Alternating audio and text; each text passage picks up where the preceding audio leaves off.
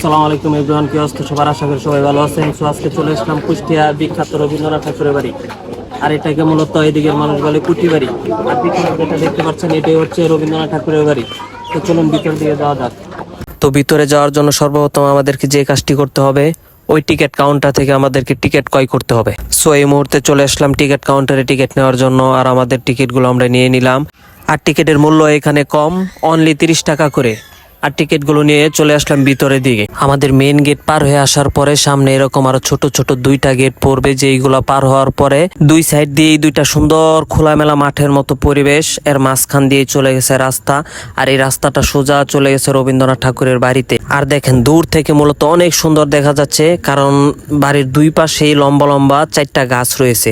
আর এই গাছগুলোর জন্য বাড়িটা আর সুন্দরভাবে ফুটে উঠেছে। চলেন তাহলে আর বাইরে দেরি না করে ভিতরের দিকে যাই, দেখি ভিতরের দিকে কি রয়েছে। আর ভিতরের দিকে ঢুকতেই ওরা আমার টিকিটগুলো আবার চেক করে নিচ্ছে। আর এই চাচাটি আমাদেরকে দেখে বলতেছে ভিতরে ভিডিও করা যাবে না, ভিতরে কিনা ভিডিও করা নিষেধ। তারপরেও আমি লুকিয়ে লুকিয়ে কিছু কিছু ভিডিও নিছি, আর কিছু ভিডিও আমি নিতে পারি নাই, কারণ ওই মুরব্বী চাচাটা ঘুরে ঘুরে দেখতেছে কেউ ভিডিও করতেছে কিনা। আর এটার ভিতরে আসার পরে আমি যেটা দেখতে পারলাম, রবীন্দ্রনাথ ঠাকুর ছোটবেলা থেকে বড় হওয়া পর্যন্ত যতগুলা ছবি আছে সবগুলা ছবি তার প্রতিটা রুমের ভিতরে টানানো আছে। আর এখানে ওনার অনেক পুরনো জিনিসগুলো রয়েছে, যেগুলো আমি এখন আপনাদেরকে দেখাচ্ছি।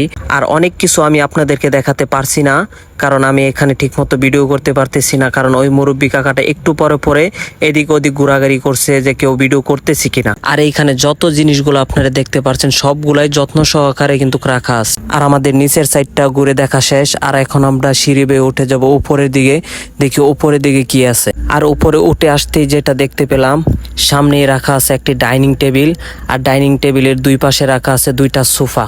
আর এগুলো খুব যত্ন সহকারে রাখা আছে, প্রতিদিন এগুলো পরিষ্কার করানো হয়। আর এখন আমি যে রুমটাতে ঢুকতেছি এইটাই মূলত রবীন্দ্রনাথ ঠাকুরের রুম।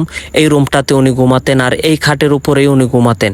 দেখেন প্রাচীন কালের খাট, এখনো দেখতে পুরা নতুনের মতো। আর প্রতিটা দেয়ালের মাঝে আপনারা যত ছবি দেখতে পারতেছেন সবগুলা ছবি কিন্তু কোন নিজের ছবি। আপনারা হয়তো মনে করতে পারেন যে এগুলো অন্য কারো ছবি, কিন্তু না, সবগুলাই ওনার নিজের ছবি। আর দেখেন ঘরটারে কত সুন্দর করে সাজিয়ে রাখানো হয়েছে এখনো। আর এই মুহূর্তে আমরা চলে আসলাম ব্যালকনিতে। আর এই ব্যালকনি থেকে ভিউটা দেখেন অনেক সুন্দর দেখা যাচ্ছিল। আর এই ব্যালকনির ভিউটা দেখলে যে কেউ এটার প্রেমে পড়ে যাবে। আর এই মুহূর্তে আমার মাথার উপরে আপনারা যেটা দেখতে পাচ্ছেন, এটা মূলত একটা কাঠের ছাউনি, যেটা কাঠ দিয়ে তৈরি করা হয়েছে। আর এটা মূলত প্রাচীন কালের একটা কাঠের ছাউনি। আর এই কাঠের ছাউনিটা দেখতে আমার কাছে বেশ ভালোই লাগতেছিল। আর এইখানে ঘুরতে ঘুরতে নিজের জন্য একটা ভিউ নিয়ে নিলাম, কেমন লাগতেছিল জানাবেন সবাই কমেন্ট করে।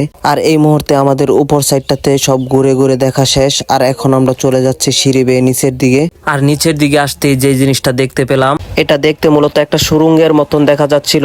আর এটা দেখে আমার কাছে যেমনটা মনে হলো, শীতের দিন হয়তোবা ওই ভিতরের সাইডে আগুন দিয়ে উনি এখানে বসে থাকতেন। আর দেখেন এখানে কিন্তু একটা কাঠের দরজাও রয়েছে। আর বাড়ির ভিতরে সবকিছু আমাদের ঘুরে দেখা শেষ। আর এখন আমরা চলে আসলাম বাহিরের দিকে। আর এই মুহূর্তে আমরা যাচ্ছি বাড়ির পিছন সাইডটাতে ঘুরে দেখার জন্য। আর পিছন সাইডটাতে আসার পরে যেটা দেখতে পেলাম, সুন্দর একটা সিঁড়ি, যেটা দিয়ে মূলত 2 তলায় ওঠা যায়। আর এখন চলে যাব আমরা পুকুর পাড়ের দিকে। আর ওইখানে যাওয়ার সময় রাস্তার সাইডে দেখতে পেলাম বড় একটা নলকূপ, যেটা থেকে পানি উঠিয়ে আদিমকালের লোকেরা কাজ করত।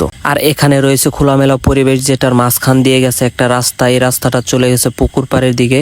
আর এই পুকুরে রবীন্দ্রনাথ ঠাকুর এসে বসে বসে কবিতাগুলো লিখে রাখতেন। আর আজকের মতো এখানেই বিদায় নিচ্ছি। ভিডিওটা ভালো লাগলে লাইক কমেন্ট শেয়ার করতে ভুলবেন না।